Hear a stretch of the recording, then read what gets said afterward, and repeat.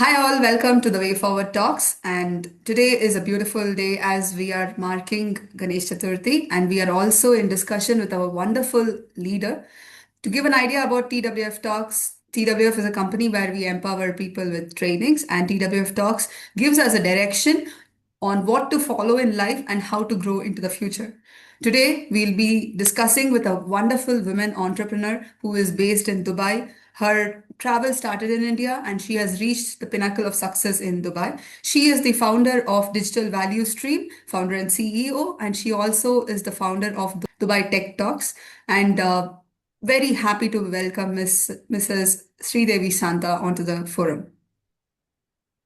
Thank you. Thank you. Hi, everyone. I'm Sridevi Santha. I've spent over 2 decades in technology, working across digital transformation, innovation, and building communities that bringing founders and leaders together. I am the founder and CEO of Digital Value Stream and founder of Dubai Tech Talks, where we focus on creating opportunities for entrepreneurs, especially women in tech, to thrive. First of all, a big thanks to Amita and the Way Forward for creating this wonderful space. It really matters to have platforms like this where we can come together, share our experience, and inspire each other. I'm really excited to be the part of today's conversation. Beautiful, ma'am. Very, very happy and honored to have you here. So let's start with your decades of travel that you have done, with over 2 decades in the tech industry and more than half of that as a founder. So what would you say to the audience, like the most significant shift you have witnessed in the landscape of innovation and entrepreneurship, particularly from a woman's perspective? Yeah. Thank you for the wonderful question. Looking back over 2 decades in tech, I think a single biggest shift I have seen, especially from the woman perspective, have been the normalization of women in tech decision makers and founders.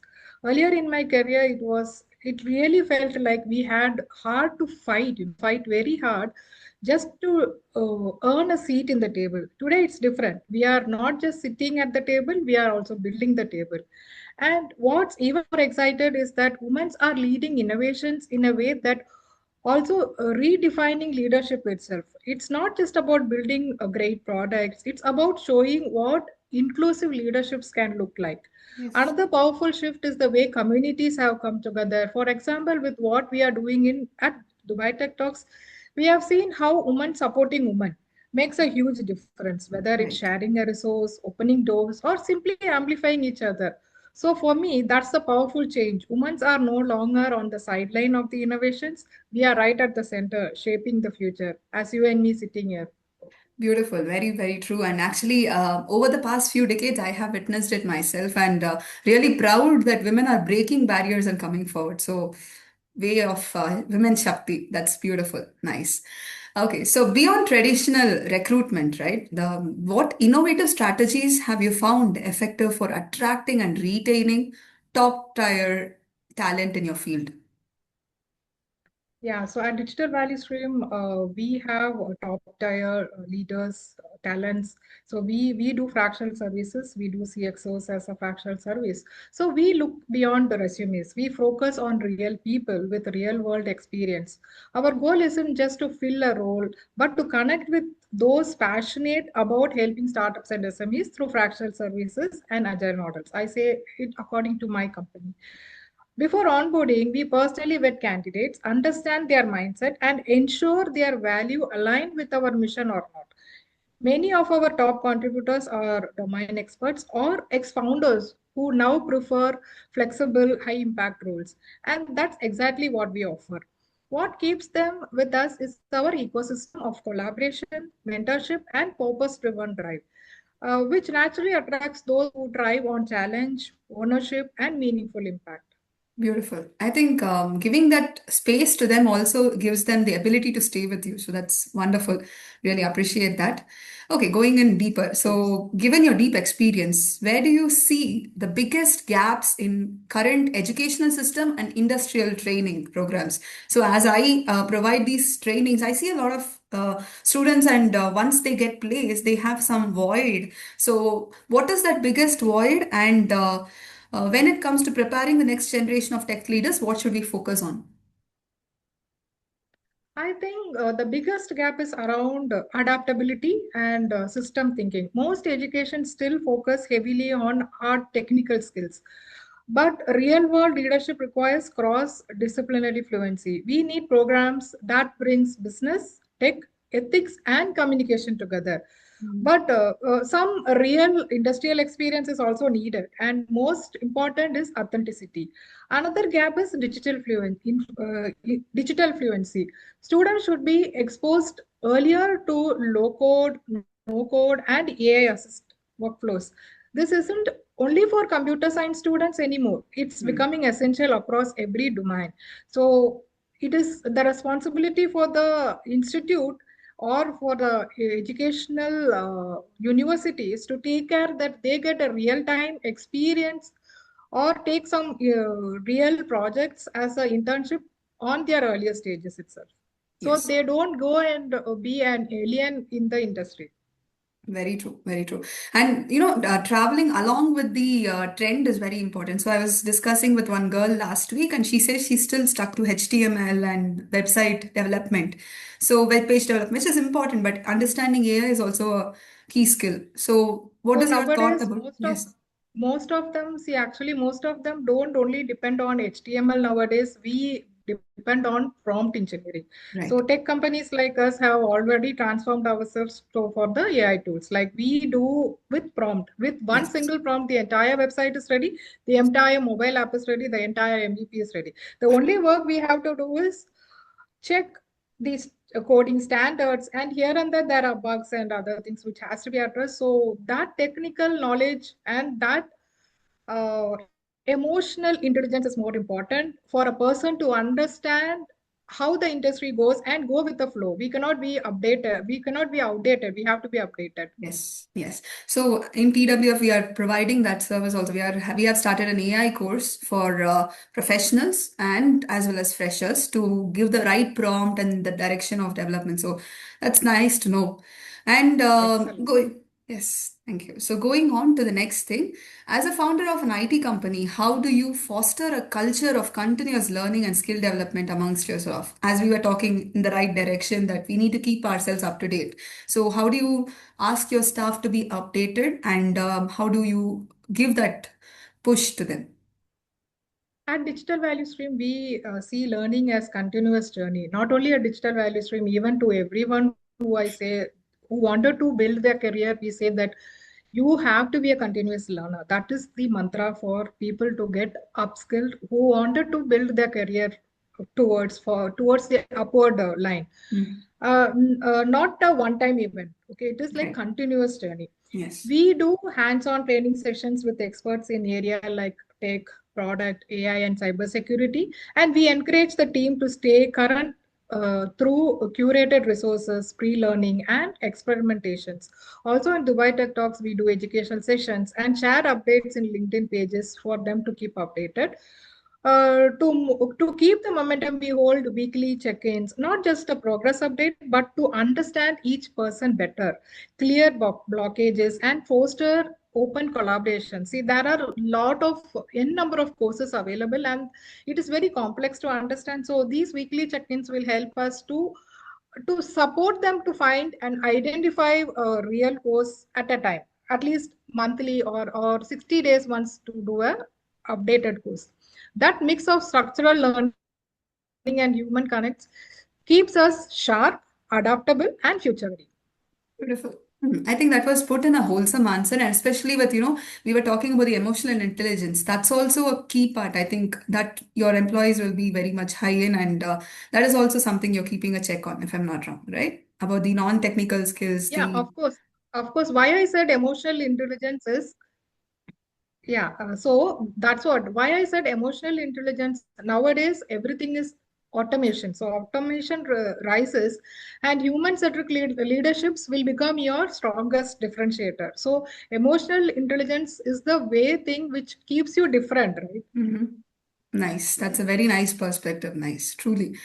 So going on to one direction which we are, focusing on the students of today, the future leaders who we are addressing through this talk. So what are the three non-technical skills you will urge them to develop, regardless of their chosen field, how to future-proof their careers? Yeah, so three non-technical skills, I would say curiosity with action. Don't just ask question, go build something, learn it, and learn it fast. You can fail also, but you learn through your failures also. So curiosity is not with action is required. Then storytelling, whether it's pitching idea or leading teams or your ability to communicate with clarity will define your growth. So start telling stories and you will know where you are doing mistakes. You get a lot of feedbacks when you start telling it as a story. And as I earlier said, emotional intelligence is one of the key thing. As automation arises, human-centric leaderships will become your strongest differentiator, because nowadays, even when we talk to people, we are worried whether we are talking to a robot, to a bot, or to a human, right? True. Yes. So actually, connecting with the people is also one key skill, I would say, because after COVID, I see a lot of, distance maintaining that should be there to actually build the relationship, especially with the human-centric Yes. managerial roles that will be coming in the future. So that's wonderful. So let's go Exactly. in and understand your strategies of motivating your team, challenging your team, and making them ambitious on the long run. We spoke about how to keep them on the continuous growth. Now, what is your strategy to keep them running and making them ambitious? So for me, motivation starts with clarity and connection. On every project, especially long ones, we make sure the team understands, not just they are doing it as if it is like a task. So they should understand. But why it matters, when they see as a real world impact, like helping startup and SMEs grow, they stay emotionally invested into it. We also have regular check-ins, as I said, not just for updates, but a space to listen, realign, and recharge. Sometimes they are working on a very longer projects and they go on a different way that what the project is. So this regular check-ins bring back them to the same aligning, realign them. And another big motivator is learning with a purpose. By giving access to expert-led sections and encouraging experimentations with new tools, we keep growing alive. So we use, as I said, we use a lot of AI tools. We don't stick on to the old models, and we use a lot of tools and we teach them to use a lot of tools and to work smarter in 2025. So that's what is our way we follow. When people feel seen, heard, and continuously evolving, they stay committed, even on most ambitious projects. Yes, very true. So we should, as we spoke about human-centric managerial roles, and we should be human-centric, understanding them, and as leaders, we are building the future leaders. So that was a wonderful thing Exactly. that you're doing. Nice. So success is a very difficult term to understand. According to you, what is success, and how have you evolved throughout your career and in the way of success? Yeah. So for me, success today is really about success about my customers. It it's less about personal milestones or titles, and more about consistently delivering value, earning trust, and making a meaningful impact. Over time, my definition has shifted from individual achievement to collective progress. When a customer wins, when they see a real result from what we have built together, that's what success mean to me now.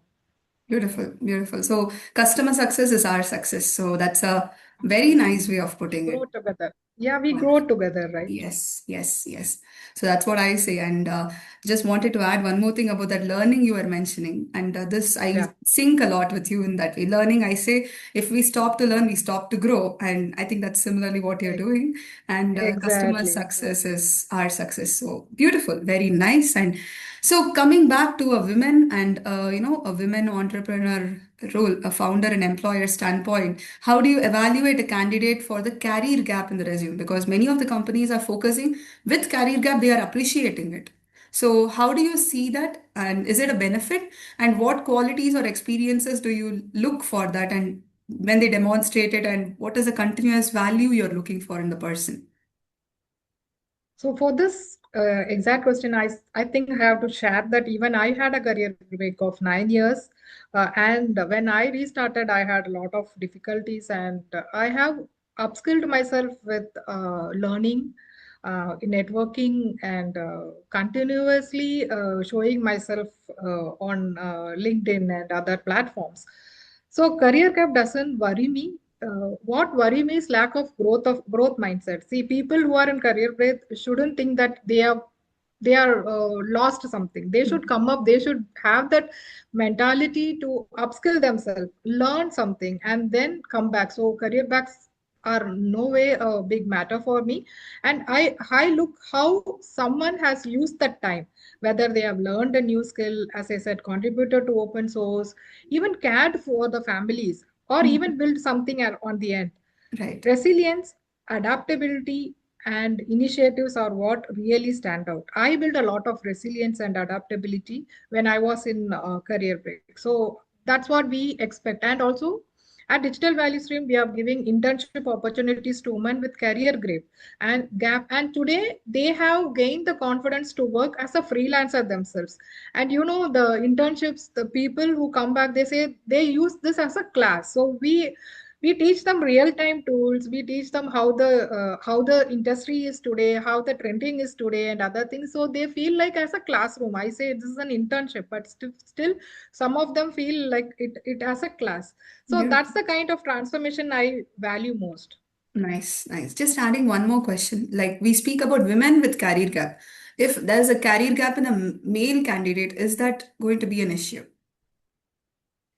I think it is 0.01% where there is a men with a career gap, and absolutely it is the same. And absolutely, it is the same. They keep themselves updated. They upskill themselves, and they are ready to even take a small, to start Mhm. with small and then gain their momentum. Then absolutely, it's no difference between a man and a woman. But why I talk on an woman side is because it is the maximum. Yes, Every woman yes. after a marriage or after a child has to undergo a career gap. Yes, yes, yes, 100% true. Nice, nice. Thank you for that answer. So beautiful.